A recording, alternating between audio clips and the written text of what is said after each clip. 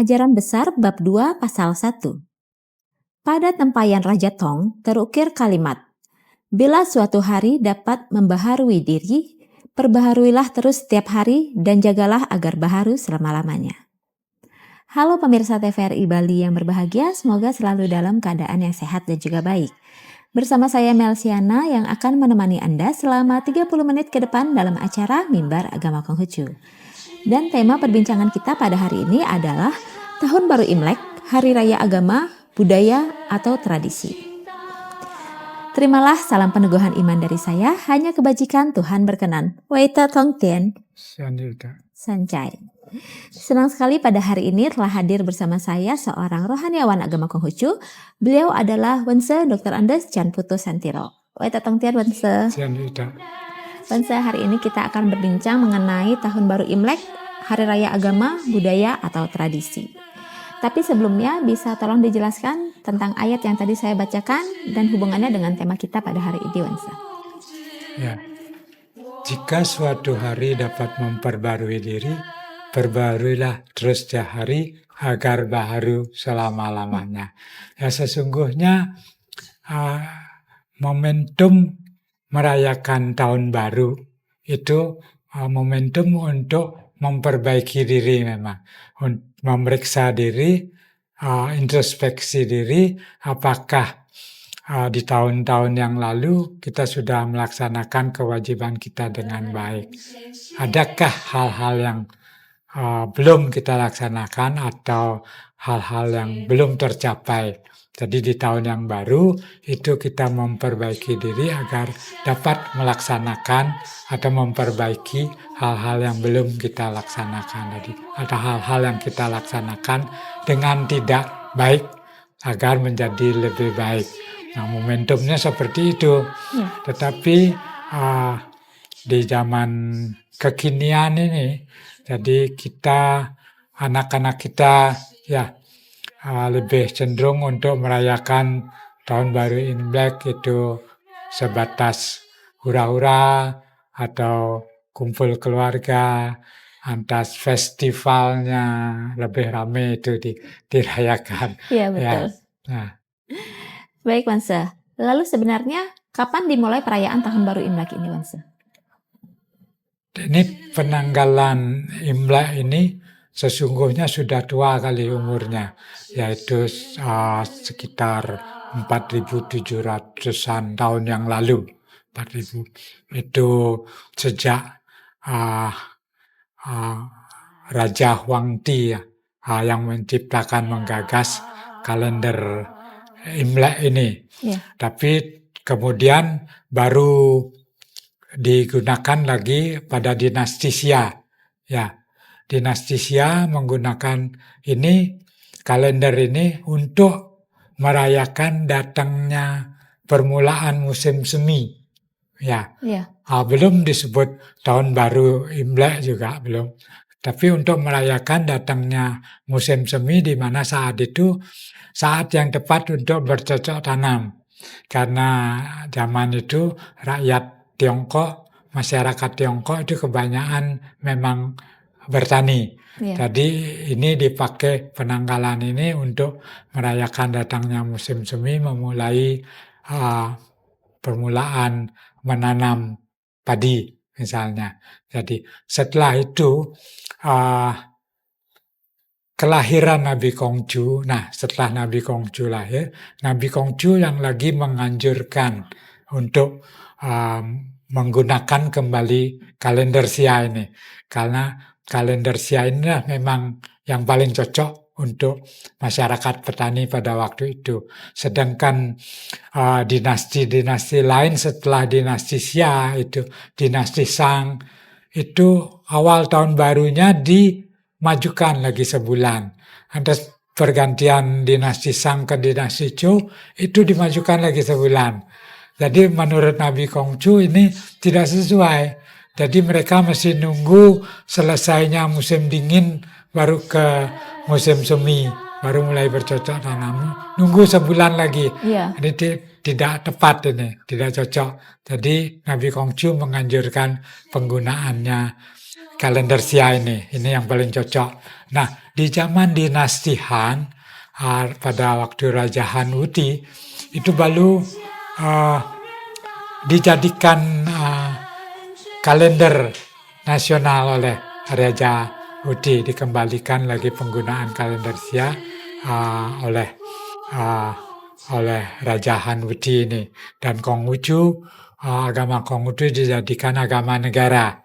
Nah, sejak itulah dimulainya penghitungan tahun baru Imlek yang dimulai dari angka pertama kelahiran Nabi Kongzi.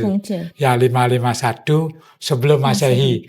Nah, apabila sekarang angka tahunnya 2026, berarti 2026 ditambah 551 sebelum Masehi ini, terdapatlah angka 2577. Jadi kalau sekarang ini merayakan Imlek itu berarti angka tahunnya 2577 Kongzile. Ini disebut. Bukan Imlek lagi, Kongzile. Ya. Jadi disebut Kongzile karena yang menganjurkan itu Nabi Kongce ya? Nabi Kongce, ya. Jadi disebut Kongzile. Karena kalau dia berdasarkan kalender Imlek saja, itu berdasarkan peredaran bulan. Ya. Nah, kalau yang Le, bulan, yang matahari, Le penanggalan. Ya. Jadi kalau yang Le berdasarkan peredaran matahari. Tetapi kalau Kongzile ini perpaduan antara keduanya. Jadi selain dia berdasarkan peredaran bulan, juga dia berdasarkan peredaran matahari. Oleh sebab itu disebut Kongzile. Ya.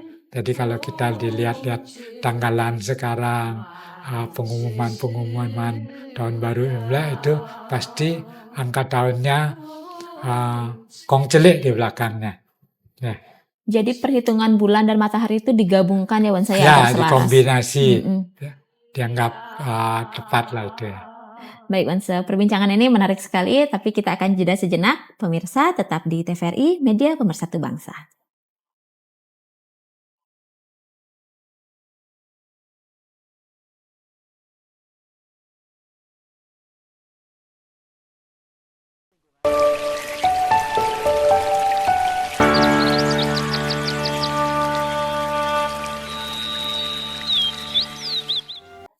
Kembali lagi di TVRI Media Pemersatu Bangsa dalam acara Mimbar Agama Konghucu dengan tema Tahun Baru Imlek, Hari Raya Agama, Budaya atau Tradisi.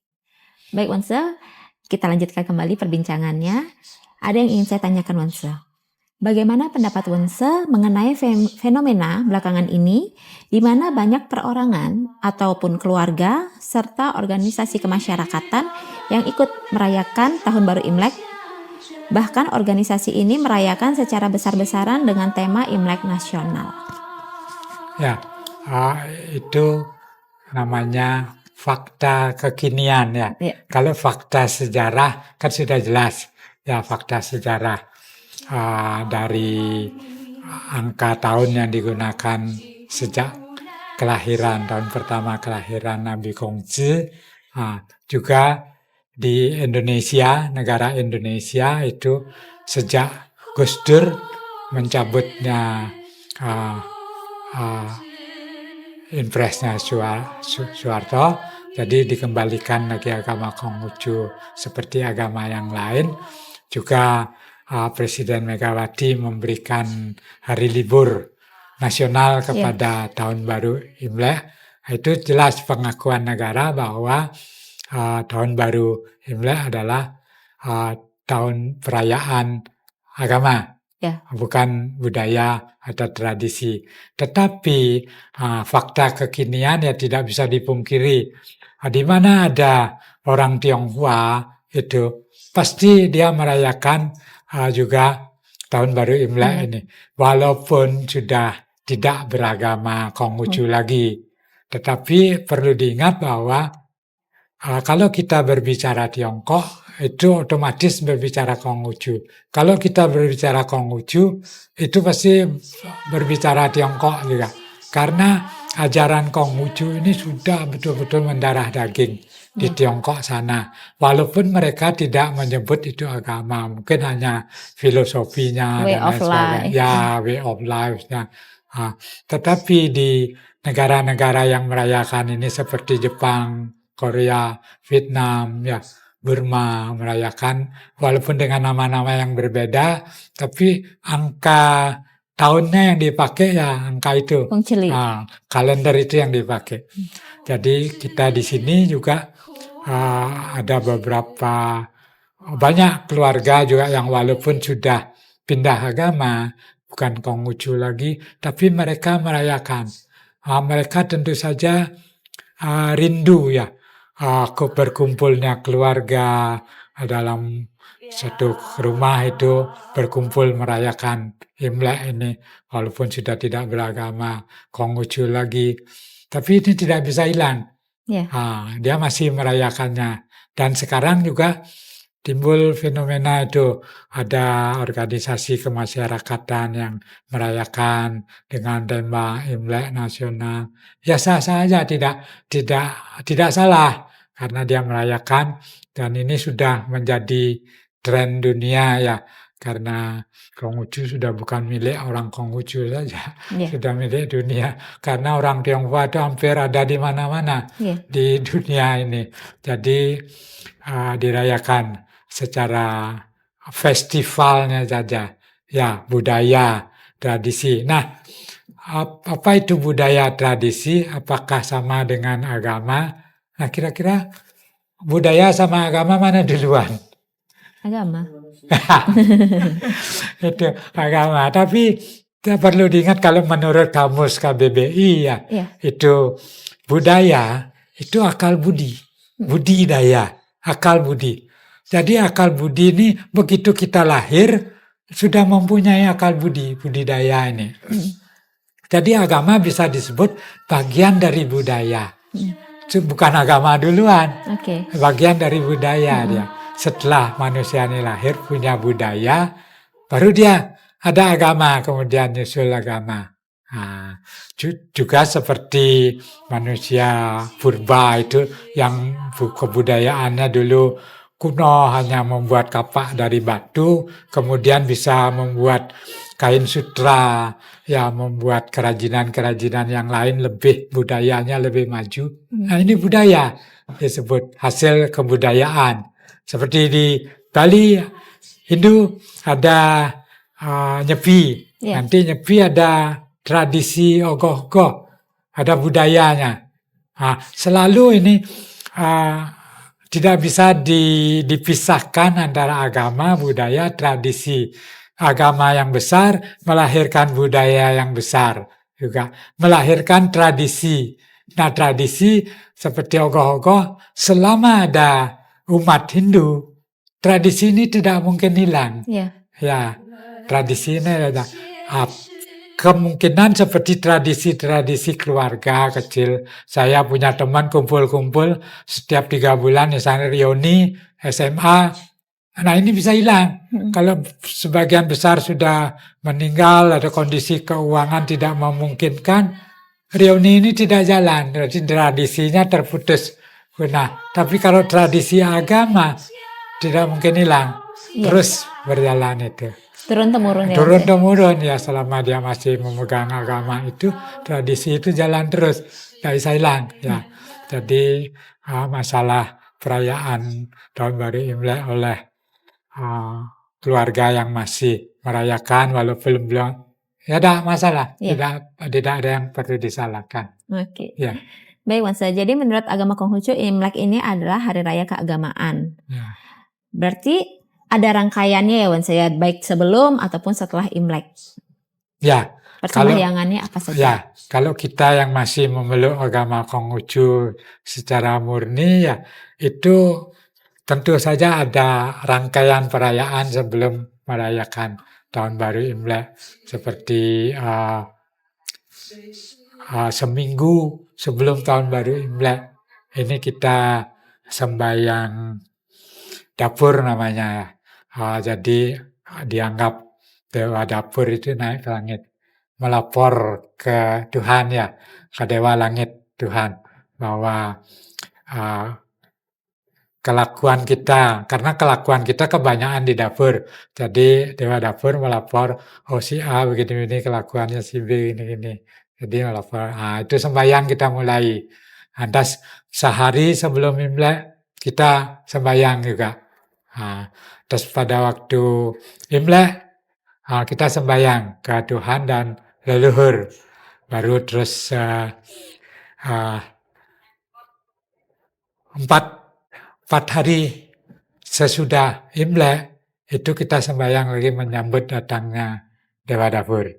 Oke, baik Wansa, perbincangan ini sangat menarik sekali, tapi akan kita jeda sejenak. Pemirsa tetap di TVRI Media Pemersatu Bangsa.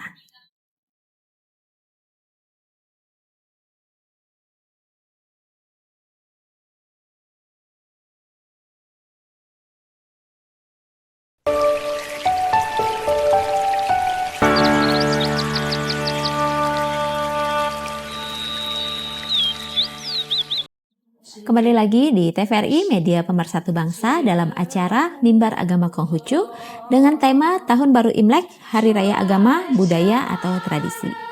Baik Wansa, kita lanjutkan kembali perbincangannya mengenai rangkaian ritual atau persembahyangan menyambut dan setelah Hari Raya Imlek menurut ajaran agama Konghucu. Ya, ini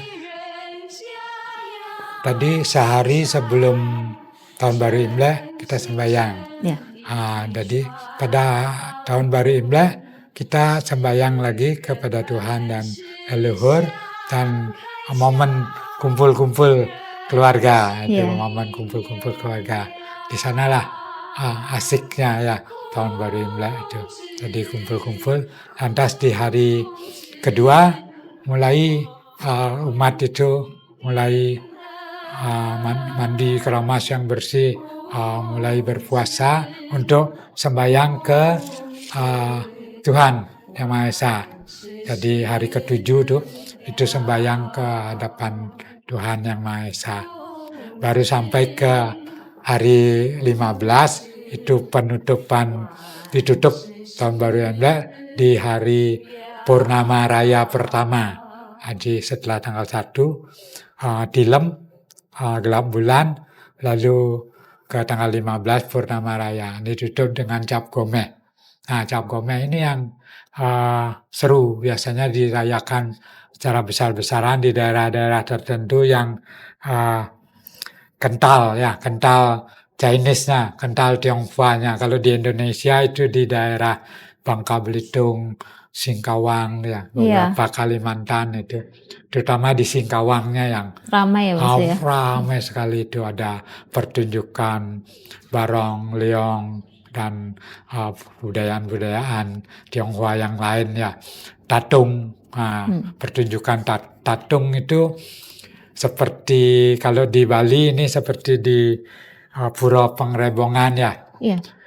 Nusuk dengan keris itu enggak masalah. Nah, kalau tatung itu lidahnya ditusuk sama jarum, atau dia jalan di atas bara api ya, badannya ditebas oleh pedang, itu enggak apa.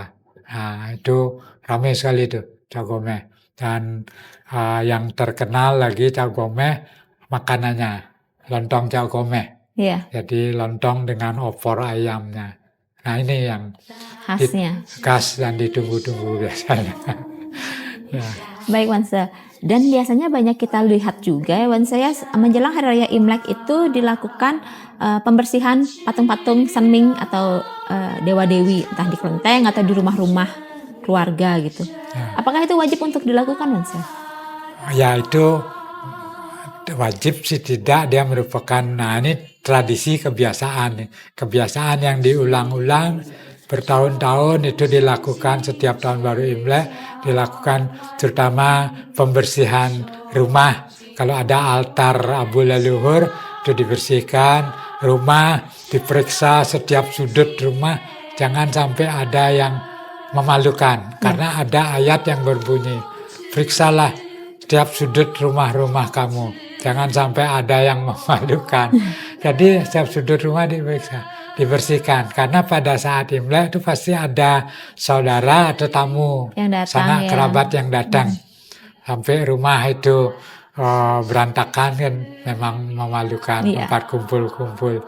Apalagi kalau datang banyak orang, kadang kan tempat duduk itu tidak muat.